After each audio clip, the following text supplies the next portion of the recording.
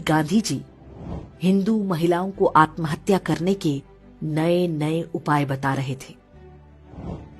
नोआखली और आसपास के क्षेत्रों में जिहादी निर्वस्त्र हिंदू महिलाओं के जुलूस निकाले जा रहे थे, लेकिन गांधी शांति और अहिंसा की अपनी विकृत धारणा का सार्वजनिक प्रदर्शन पूरी निर्लज्जता से करते रहे। 19 अक्टूबर को कलकत्ता के अमृत बाजार पत्रिका में एक समाचार छपा जिसमें नोआखली के विभूति भूषण दास के हवाले से शीर्षक दिया गया, वी ऑल हैव बिकम मुस्लिम।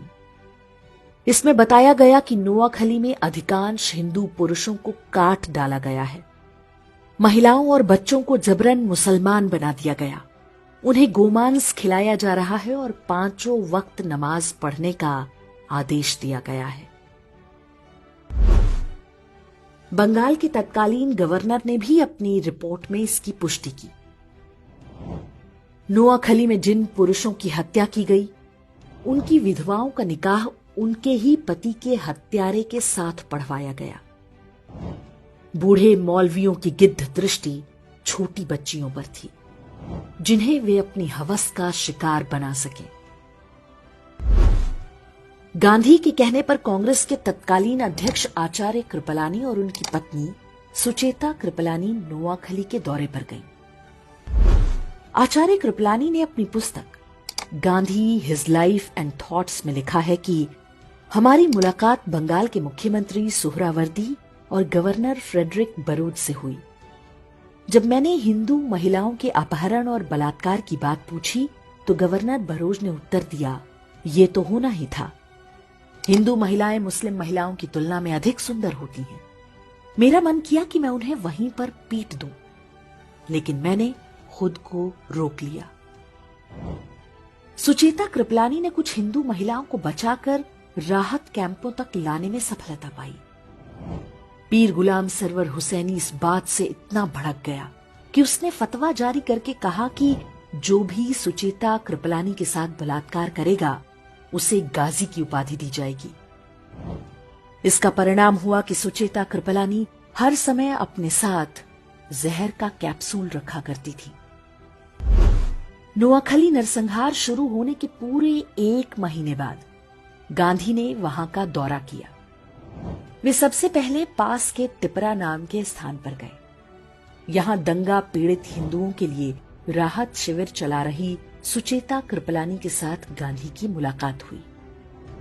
उनके काम से खुश होने के बजाय गांधी जी ने सुचेता कृपलानी से कहा कि कैंप में रह रही हिंदू महिलाओं को निशुल्क खाना ना दिया जाए, बदले में उनसे काम कराया जाए। गांधी जी ने सुचेता कृपलानी को यह निर्देश भी दिया कि वे इन हिंदू महिलाओं से कहें कि वे वापस अपने गांव में जाकर मुसलमानों के साथ मिलजुल कर रहें, चाहे उनकी जान ही क्यों ना चली जाए। नाथूराम गोडसे और उनके मित्र नारायण आप्टे भी तब नोआखली गए थे। वहां पर वे राहत कैंपों में रह रहे हिंदुओं की सेवा करते थे। गोडसे और आप्टे ने वहां जो कुछ देखा और गांधी की बातें सुनी, ये कहना गलत नहीं होगा कि वही आगे चलकर गांधी की हत्या का कारण बना होगा।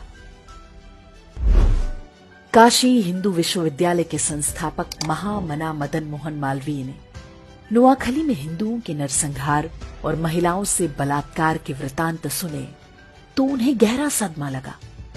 इसी कारण 12 नवंबर 1946 को उनका निधन हो गया। स्वतंत्रता के बाद बंगाल के पहले मुख्यमंत्री बने प्रफुल्ल चंद्र घोष ने अपनी पुस्तक Gandhi as I saw him में लिखा है, गांधी जी ने एक युवा से पूछा कि नोआखली में हिंदुओं और मुसलमानों की जनसंख्या का अनुपात क्या है। युवा ने उत्तर दिया, हिंदू 20% हैं और मुसलमान 80%। गांधी जी ने पूछा, जमीनें किस अनुपात में हैं? युवक ने बोला, 80% जमीनें हिंदुओं की हैं और 20% मुसलमानों की। तब गांधी ने कहा, संघर्ष का असली कारण यही है।